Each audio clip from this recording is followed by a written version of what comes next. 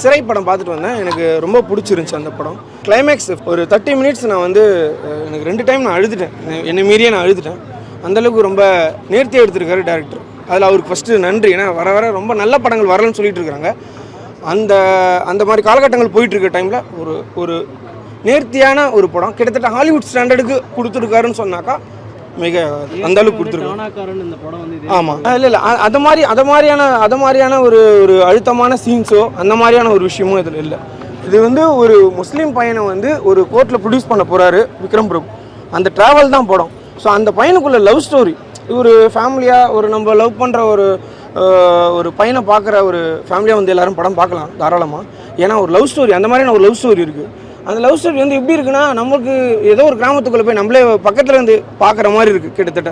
இல்லை வேறு விதமாக காமிச்சிருக்காங்க. ஆனால் இது வந்து போலீஸ்காரங்களுக்கே ஒரு மெசேஜ் தான். அண்ட் தென் இருக்கிற சமுதாயத்தில் இருக்கிற எல்லாருக்குமே ஒரு மெசேஜ் தான். இசையும் சினிமாட்டோகிராஃபியும் தான் இந்த படத்தை தூக்கி நிறுத்திருக்குன்னு நான் சொல்கிறேன். அதனால தான் நான் ஹாலிவுட் ஸ்டாண்டர்டுக்கு இருக்குன்னு சொல்கிறேன். ஃபர்ஸ்ட் ஆஃப் ஆல் நம்ம இப்போ நம்ம ஒரு படம் பார்த்தோன்னாக்கா அதில் வந்து மெயினாக நம்மளுக்கு சினிமாட்டோகிராஃபியும் மியூசிக்கும் தான் பேக் போனு.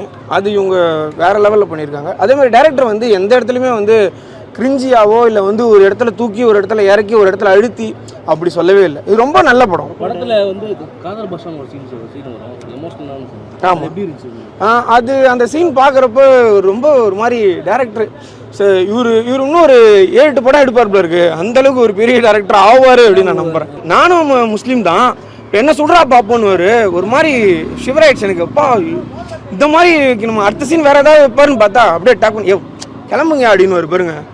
அப்படியே பயங்கரமாக இதெல்லாம் காரணம் டேரக்டர் தான். வேறு லெவல் நின்றுட்டு இப்போ வெற்றிமாறன் சார் மாதிரி இவர் பண்ணலை. ஆமாம், இவர் எப்படி சொல்கிறதுனா, இவர் தான் நினச்சதை ஒரு ட்ராவல்லாம் படமேன்னு வச்சுக்கோங்க. அந்த ட்ராவல் எப்படி ஃபார் எக்ஸாம்பிள் மைனா வச்சுக்கோங்க. மைனா மாதிரியான படம், ஆனால் மைனா வேறு இது வேறு. விக்ரம் பிரபு ஆக்டிங் தாங்க இதில் பயங்கரமாக இருந்துச்சு. உண்மையுமே அவர் வந்து கொஞ்சம் கூட பிசுறு தட்டாமல் அதிகமாகவும் போகல கம்மியாகவும் போகல, கரெக்டான ஒரு பிச் பர்ஃபெக்டில் பண்ணியிருக்காரு. ஜெயில் கைதியாக நடித்த பையன் வந்து ஆக்டிங் வந்து பயங்கரமாக இருந்துச்சு. அவனுக்கு லவ் பண்ணுற பொண்ணு நடிச்சது, அந்த பொண்ணோட ஆக்டிங் எனக்கு பெருசாக இம்ப்ரெசிவாக இல்லை. ஏன்னா அந்த கேரக்டர் யார் வேணால் பண்ணலாம். பட் இவன் பண்ணுறது ஒரு மாதிரி நம்ம மீறி நம்மளுக்கு அழுக வருதுன்னா பார்த்துங்களேன். அந்தளவுக்கு ஆக்டிங்கில்